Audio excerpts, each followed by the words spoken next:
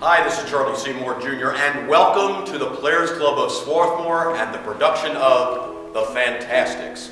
Now, my family has been involved with The Fantasticks for a lot of years. We're going to see a bit of an interview that I've done. So for over 50 years almost, out of the 100 years here at the Players Club, because this is the centennial season of the Players Club, our family has been involved and with this production. So 3 different times of this production, 3 different generations of our family involved. Liz is the 5th generation of the family involved here at the Players Club. We love this musical. We love to share this musical, the joy, the energy that comes from this, the beautiful music, the fine story, the family-oriented story.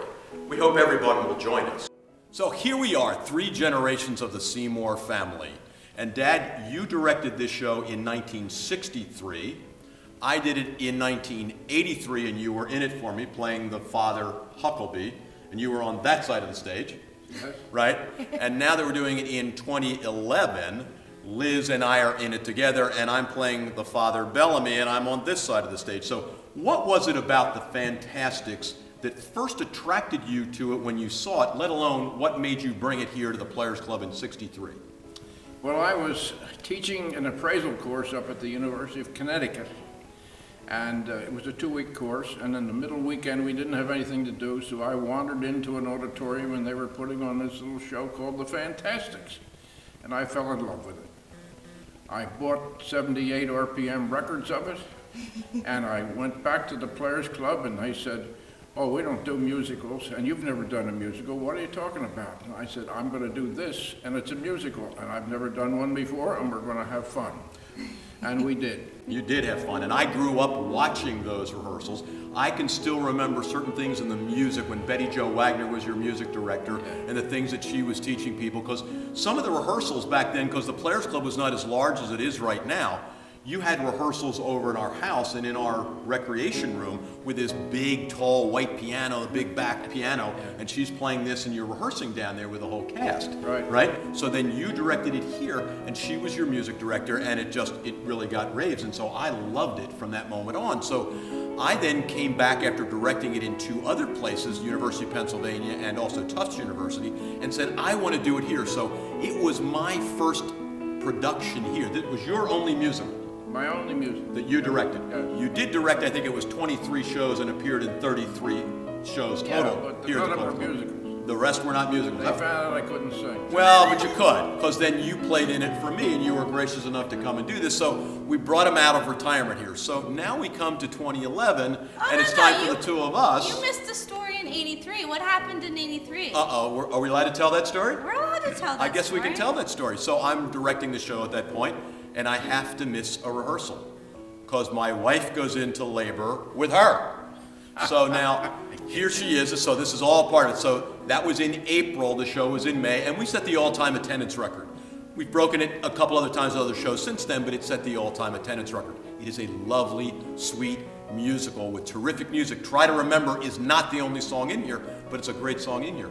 So you played it in high school. You played this part of Louisa, the girl, and you're playing my daughter, I'm playing your father, in this show. What was it about this show that attracted you to it at first when you auditioned for back in high school? Actually, I didn't audition in high school. It was a student production, and I was asked to be a part of it. So I just kind of bumped into it, and then I remember you telling me the whole family history and how excited you were about the story, and just that I was continuing the legacy of the family with the show. So once being a part of that, then I really started to love the story, love the music. It's that classic story of boy meets girl, boy loses girl, they get back together at the end. So and the fun part is, of course, the fathers build a wall saying they don't want them to get together, but of course they do want to get them together. Yeah. And there's always a twist to that classic story, and you'll see that when you come see the show. But that's what made me fall in love with it, the story, the music. It's a lot of fun. It's something everyone can relate to on different characters through different generations, and as I get older, you know, you bring different things to it and you relate to it in different ways, and it's perfect for all ages. And of course this director is one of your favorites. Yes, Joe Southard, who's directing this production here. Now, what would you say about this show nearly 50 years after you first saw it, about its timeliness about how it can live forever as a I production? think it's a great show. It tells a story that needs to be told.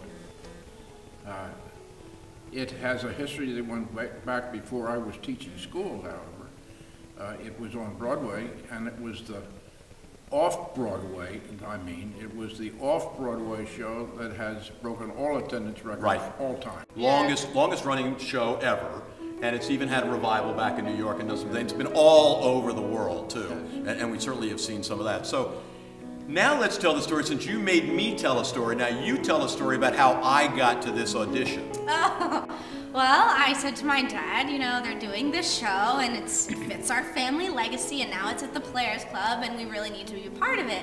And to follow the family legacy, I should really be directing. Yes, that's right. I don't know how Joe got this job, right, but so I said, why don't we go and audition? And this is a chance for us to be in a show together. We've never been in one, and it's probably the last show you're going to perform in. Yeah, see, so this is what she said to me in an email. For your last show ever, Dad. Well, you're busy. I pulled the blade out of my heart thinking I'm about to die, because can you imagine anybody saying anything is your last, but that's what she did. Love of my life, grabbed at my heart. I said, well, I'm not sure I could be in it, but I'll go to auditions with you. And then here we are in this production. And it worked out, you know. What are the odds? You have to audition, and it just kind of... So you'll be here to see us and cheer us on? I will be here the first Sunday afternoon. I don't go out at night anymore. That's right. And you'll bring Mom with you? I hope She generally doesn't come to see shows, but she wants to come see us. But there's a place for her right down That's there. right. She's got spots to come there. So we want to invite everybody to come out and see the Fantasticks at the Players Club. Terrific show. You want to come see this production. Indeed. Yeah. We'll see you all there.